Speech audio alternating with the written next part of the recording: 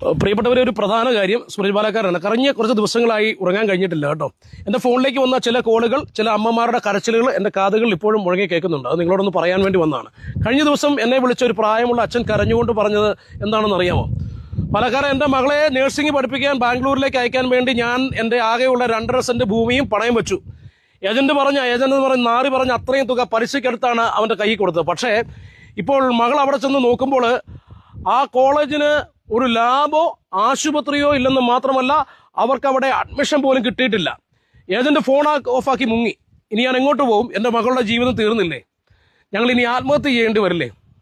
കേൾക്കുമ്പോൾ എൻ്റെ നിങ്ങളുടെയൊക്കെ ചോര തിളയ്ക്കുന്നുണ്ട്. നമുക്ക് പക്ഷെ ഒന്നും ചെയ്യാൻ കഴിയില്ല. പക്ഷേ +2 കഴിഞ്ഞ് മാതാപിതാക്കളുടെ നെഞ്ചിലെ സ്നേഹവും പ്രതീക്ഷയുമായി നിൽക്കുന്ന ആ പാവം പെൺകുട്ടിയുടെ ഭാവി വെച്ചാണ് ഈ പൊലയാടി മക്കൾ, ഈ ബാംഗ്ലൂർ മാഫിയ ഇന്ന് പകട്ടുള്ള പരസ്യങ്ങളുമായി കച്ചവടം നടത്തുന്നത്.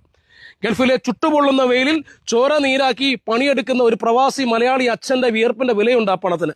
നാട്ടിൽ കൂലിപ്പണി ചെയ്ത് മോട്ടോ ഓടിച്ചും മക്കളെ ഒരു നിലയിലെത്തിക്കാൻ കൊതിക്കുന്ന അച്ഛനമ്മമാരുടെ കണ്ണീരിൻ്റെ വിലയുണ്ട് ആ പൈസയ്ക്ക്.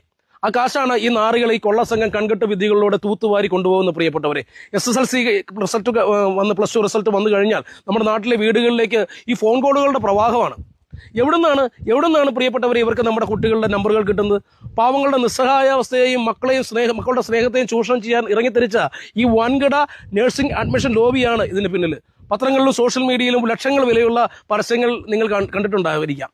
ലോകോത്തര നിലവാരമുള്ള ക്യാമ്പസാണ്, കോപ്പാണ്, 100% പ്ലേസ്മെന്റ് ഫീസ് ഉണ്ട്. ഈ വ്യാജ പരസ്യങ്ങൾ വീണ് മക്കളുടെ നല്ലൊരു ഭാവിക്ക് വേണ്ടി സ്വന്തം ആയുസ് പണയം വെക്കാൻ ഇറങ്ങുന്ന പാവം മാതാപിതാക്കളെ ലക്ഷ്യം വെച്ചാണ് ഈ നാറികൾ വലവിരിക്കുന്നത്. അവിടെയാണ് നിങ്ങളുടെ മക്കളുടെ ജീവിതത്തിൽ ഏറ്റവും വലിയ കെണി ആരംഭിക്കുന്നത് കേട്ടോ. ഞാൻ പറഞ്ഞില്ലെന്ന് വേണ്ട. എന്തുകൊണ്ടാണ് ഏജന്റുമാർ നിങ്ങളുടെ പുറകെ നടന്ന് നിർബന്ധിച്ച് ഈ അഡ്മിഷൻ എടുപ്പിക്കുന്നത് നിങ്ങൾക്ക് അറിയാവോ? നിങ്ങൾ ചിന്തിച്ചിട്ടുണ്ടോ? ജീവകാരുണ്യം കൊണ്ടോ അതോ നമ്മുടെ പിള്ളേരുള്ള സ്നേഹം കൊണ്ടോ ഒന്നുകൊണ്ടോ അല്ല. സുഹൃത്തുക്കൾ, നിങ്ങൾ മനസ്സിലാക്കണം. ഇവിടെയാണ് ഞാൻ നിങ്ങളെ ഞെട്ടിക്കുന്ന ചില കണക്കുകൾ ബോധ്യപ്പെടുത്താൻ പോകുന്നത്. ബാംഗ്ലൂരിലെ ഓരോ തട്ടിപ്പ് കോളേജുകളും ഒരു മലയാളി കുട്ടിയെ എത്തിച്ചു കൊടുത്താൽ ഈ നാറി ഏജന്റുമാർക്ക് നൽകുന്നത് ലക്ഷങ്ങളാണ്. അത് നിങ്ങൾക്ക് അറിയാവോ? ഒരു വിദ്യാർത്ഥിക്ക് 1.5 ലക്ഷം രൂപ മുതൽ 2.5 ലക്ഷം രൂപ വരെയാണ് ഈ ഒരു കമ്മീഷൻ കൊടുക്കുന്നത്. അതായത് നമ്മുടെ ഈ കേരളത്തിലെ ഒരു ചെറിയ ജില്ലയിൽ മാത്രം ഒരു ഏജന്റ് ശരാശരി 20 കുട്ടികളെ ബാംഗ്ലൂരിലേക്ക് എത്തിക്കുകയാണെങ്കിൽ ആ 2 മാസം കൊണ്ട് ഇവന്മാർ ഉണ്ടാക്കുന്ന പണം എത്രയാണെന്നറിയോ? 30 ലക്ഷം രൂപ മുതൽ 50 ലക്ഷം രൂപ വരെ. ഒന്ന് ഓർത്ത് നോക്കി, എന്തൊരവസ്ഥയാണല്ലേ.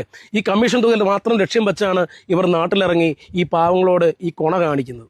നിങ്ങൾ വിളിക്കുമ്പോൾ ഇവർ പറയും, ചേട്ടാ കോളേജിൽ ഇനി 2 സീറ്റേ ഉള്ളൂ കേട്ടോ, അപ്പോൾ ടോക്കൺ അഡ്വാൻസ് പെട്ടെന്ന് അടയ്ക്കുക, ഇല്ലെങ്കിൽ ആകെ വിഷയമാവും, മോളുടെ 1 വർഷം നഷ്ടപ്പെടും. നമ്മൾ പേടിച്ചു പോകും കാരണവന്മാർ.